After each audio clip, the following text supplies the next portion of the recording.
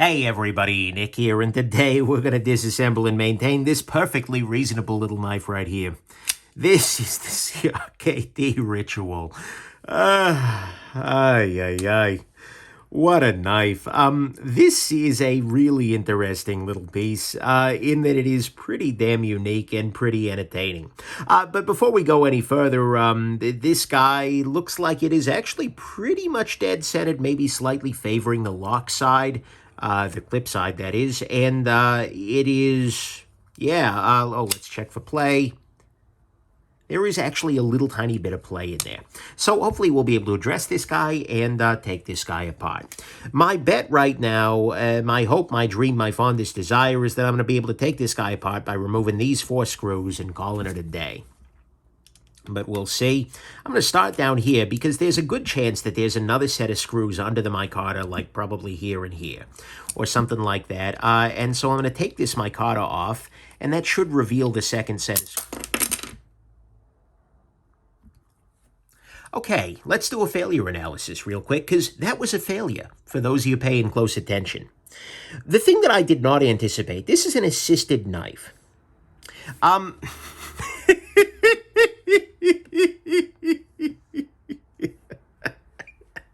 Okay, anyways, back at the wrench. What just happened is that I unscrewed the first screw, and that was fine, and then I unscrewed the second one, failing to realize that the assist is actually pressing against the inside of this liner, such that when the screw became fully loose, the entire scale just like yeeted itself across the damn room, flying, taking the other taking the other screw with it. And then hitting the wall. Okay, so, my next question becomes, where the heck did the other screw go? Because it sure went. Yeah, so hang out with me here. This is one of the things that I guess I'm glad that I'm doing this, because now you all know that that's going to happen. And I would, generally speaking, recommend that you do not do that. As a matter of fact, I would recommend a slightly different order of operations. And probably taking it apart with the blade out, I figured there was going to be a secondary pocket in here that lived in, but it sure didn't. That was just ready to go. That was ready to fire. So, where is this other screw here? The search space is somewhat frighteningly large at this point, because it really could have gone anywhere. It hit the wall with a non-trivial amount of force. And, yeah, nice. Sorry, that's my Batman mask hitting the lighting fixture. Which, again, is not one of those sentences I expected I'd be saying in my 30s, but here we are. Nice. Wow. Okay, I'm going to go on ahead and pause the video and track down that other screw, and I'll be back with you momentarily. So, a little update for you. It's been probably about 6 hours since the original disassembly, which is filmed on this surface right here. The scale in question went yeeting itself off this direction, hit the wall. I have searched and I have searched. I have searched under the desk. I've searched over the desk. I have searched every damn place, even to the extent of looking in the light fixtures. Then finally, this idiot right here decides to just take one last look inside here and discovers that tucked away between my RB Tools Pry Tool Enigma is that little jerk of a screw right there. You know what? Screw you, screw. Screw you. Oh, damn it, now I just knocked it in there. Every part of this is not straightforward. Come here. I probably shouldn't do this on camera. You know what? Screw it. Taking out the big guns with the magnets here. Nope. Maybe? There we go. Got it. All right. Now, back to the disassembly. Okay, so now that my two screws are reunited and it feels so good, we can do that failure analysis I promised. What just happened here is that this knife is an assisted pocket knife, right? That is the only thing that, there is no detent ball or anything. This is assisted. So the way that works is that the spring is always pushing up against something. I assumed there was a secondary pocket inside there for the spring, but that wasn't the case, really at all. Instead, the spring is pushing up against the bottom of this micarta here. And so as a result, when I unscrewed the micarta here, the first one went fine, but when I let the second one go, the spring was like, oh, cool, I'm free. And boom, Free Willy yeets this damn thing across the room, and I lose track of the screws. That was not great. The way that I should have done this is by doing it with the blade open. I made the assumption, and this was not a great assumption in retrospect because I should have known that the liner, because this is a liner lock, the liner was on the other side, but I assumed that the speed safe was located on the other side too, or that there was a secondary pocket in here. There was absolutely not. And so as a result, I ended up with that little bit of brilliance. Do not be like me, actually in a variety of ways, but specifically that was especially bad. But anyways, let's go on ahead and drop these guys back into position here. And I'm going to take this guy the rest of the way apart, so hopefully I can get this damn thing finished and put to bed. Okay, are you really going to use thread locker here? Is that the way this is going to go down? Is this going to be like my arch freaking nemesis or something? All right, let's go on ahead and pop this guy. Oh, actually, I'm going to close the blade because the spring's moving. Doesn't matter anymore. Okay, did you hear that break? That was thread locker. I pray that was thread locker. That just was thread locker popping loose in there. They're just not making any damn part of this easy, but the additional little bit of torque was all that we took. And now at this point in time, I should be able to lift off both this, I should be able to lift off this portion here, assuming that this screw is all the way unscrewed, which at this point, oh yeah, it's out. But I should be able to pop this liner off. There we go. And that reveals the speed safe spring, which is sticking in here. And now I just need to get in here to these two little screws. You listen to me calling my shots earlier. Oh, I think there are going to be two screws. I mean, I was right, but then I got broadsided seconds later. So was I really right? Or was I just at a local maximum of brilliance that was not particularly maximal? Is this free spinning? Are these screws in the back free spinning here? If so, this is about to be... I feel like these screws in the back are free spinning. And as a result, I'm going to need to disassemble the entire knife. I'm going to need to take apart all of these things in order to be able to get to the other side here. I don't want to believe this. I really don't. What I'm going to go ahead and do is I'm going to apply a little bit of lateral force. I'm going to press in this direction. My hope, my dream, my fondest desire is that will give the screws something to spin against. Okay, next thing I'm going to try is using a powerful magnet here to see if I can't pull the screw out. No. Okay, next thing I'm going to try is using this little spudger tool. See if it can lift the screws out of there, because my hope is that these are actually... No, they're attached. And I think we've got a free spinning set of screws in here. So with the blade, unfortunately, still in freaking play here because I can't remove it. And there is no detent because it is an assisted knife. And they didn't give us a detent because, I don't know, maybe they hate us. Either way, it looks like I'm going to have to remove the scale on the other side along with the clip here. And there shouldn't be any more damn springs in here. But, oh my God, is this being a pain? All right, and then I've got grease all over the place because of the assist grease. I like the idea of this knife. The knife is hilarious, and in many ways it's just gotten more hilarious due to this whole debacle. But, oh, great. Yeah, now you undo.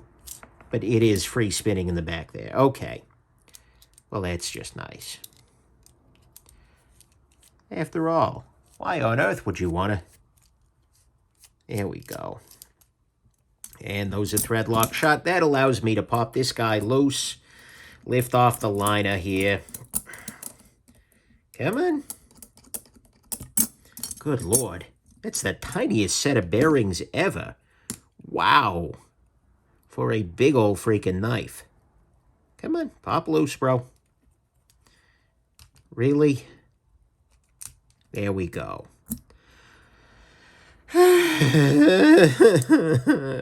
So what we see here is that there is a detent ball, actually, but there's not really a detent hole.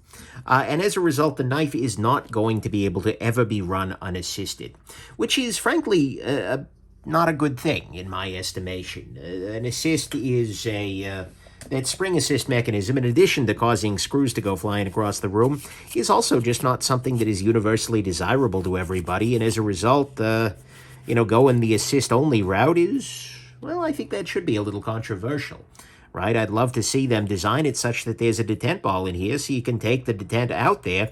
I'm sorry, you can take the assist out there, and that way there's no concern if you've got, like, local laws that prohibit assisted knives, but you also have the ability to, run it assisted if you desire, right? I mean, an assist is... well, optional is the very best thing an assist can be. We'll put it that way. But I may just be bitter at the moment here because I have gotten my assets handed to me by this particular pocket knife yet today. This was one of those days where, and I think we can all sympathize with this idea, where it's just like, so the way that this all went down is I filmed the chunk that you saw earlier, the disassembly with the fwing thing. I then spent about 30 minutes or so looking, then I gave up. In the process of looking, I actually, with a powerful flashlight, set it down here and burned a small hole in my table covering, which... yeah. So I sort of declared myself a danger to myself and others in terms of if I keep doing this, it's not going to be effective and I'm probably just going to screw more stuff up. So I just pivoted. I went outside and I worked in the damn garden for a little while, right? And that worked great. And then I came back upstairs. I did I did a bunch more or a lot more looking around, of course, in exactly the wrong place because it was a foot away from me all the time, like a freaking spider or something. What is it? You're never more than a foot away from a spider. And then finally, here we are. One thing that I'm noticing here is that there is a burr pretty substantially on the top of this guy, and there's also evidence that the edge was burned a little bit as they did the lock. So I'm just going to run this against a sharpening stone here, and that'll knock that burr right off. There we go, and there we go. Beautiful. The reason I'm doing that is not for any particular strong functional reason. It was just that I don't want the... I don't want to cut myself on the burr because God knows I've had every other problem so far today. So, okay, let's go on ahead and put this guy back together. God, I'm so dumb. All right. One of the things that would have made this a lot easier as I did this disassembly, if I were to do it properly in the future, the very first thing... how the heck am I supposed to put this thing back together? The very first thing I should have done is to take off the blue portion rather than the micarta, because then the spring would have just stayed in its position there, and I could have disengaged it rapidly. But by taking off the micarta first, ding, and we had our situation. So that would have been the solution to all of my ills here.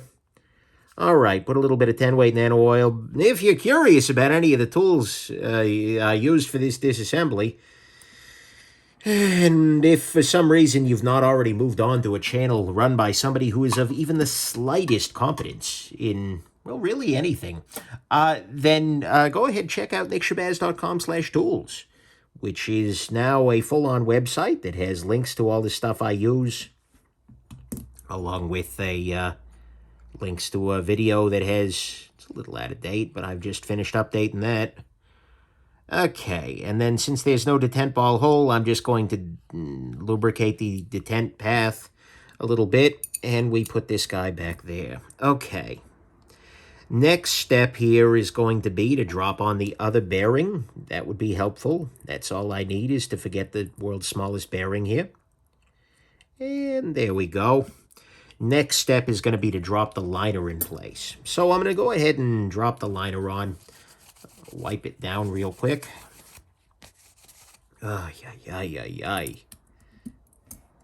Like, at some level, there is this dichotomy in my mind at the moment of, like, at some level, what I just did was entirely my fault, right? That was me being an idiot.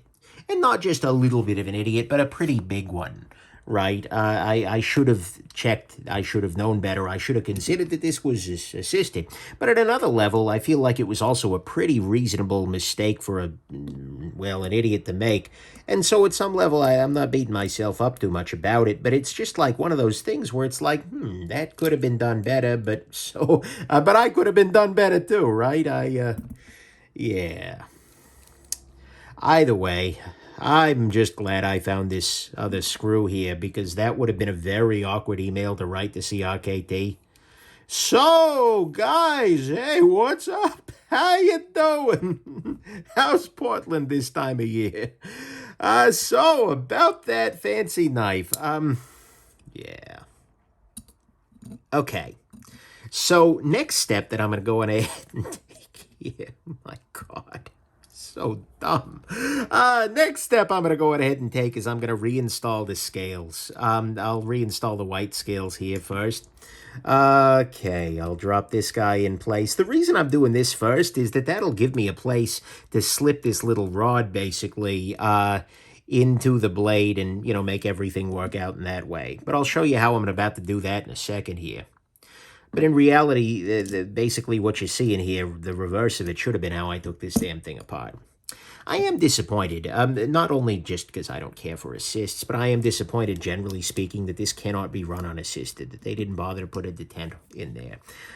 This is a knife that I think is going to be interesting and appealing to a lot of folks, but I think assists are not going to be interesting and appealing to a lot of folks. So it's sort of like, damn, that could have done better. The fact that, for what it's worth, I would argue that the existence... Oh, I just noticed the screws are countersunk. That's kind of nice. But I would argue, actually, that one of the reasons... what you've just witnessed here today, aside from the breakage of a man, right, is one of the pieces of evidence why assists may not be optimal in a lot of situations. It's because they cause, some difficulties like this. Having a spring involved can be non-ideal. And there went my stop pin. Where did my stop pin went? Come on, there it is. Okay, so stop pin just came eating itself out, whatever. Slip that in place. Okay, so I've got the blade. How am I going to redo this? What I'm going to do is I'm going to take this guy. It's very important that you do this step with the blade open, right? Because when the blade is open, there will be minimal push on the assist. But basically, as I do this, what you're going to see is that the assist, as I close the blade, is getting kind of jammed into the pocket there. And he's applying more and more spring tension. I'm not going to fully load it because last thing I need is to lose an eye to this damn thing. But anyways, that's how it works. When I close this guy, it's compressing this spring, readying this scale to go flying that direction. And then when you open it, past a certain point, the assist will... flick the blade on open there. But anyway, so I've got this all set up now. I need to drop this piece on. And so I'm going to go on ahead and do that. And that will keep the assist spring in its proper positioning. Now what I can do is close the damn thing up a little bit. And we can confirm that, yeah, everything's working. Assist is running. Great. Hooray. And now I can put the pivot into position here. Into position. I don't know where that L came from, but actually, today has been all about taking an L with this freaking knife. All right. Wow. This is an important reason to try and maintain a little bit of humility. Not that I do a great job of it, but at the same time, sooner or later, I've disassembled a lot of knives. I thought I had this one in the bag, and it had other ideas for me. Of course. Okay, no, so right now it is way too loose. Blade is rubbing on the side there. Let me tighten this up here. And hopefully, once I get this fully in position, everything should be working. Okay, so right now, one of the downsides to this is that the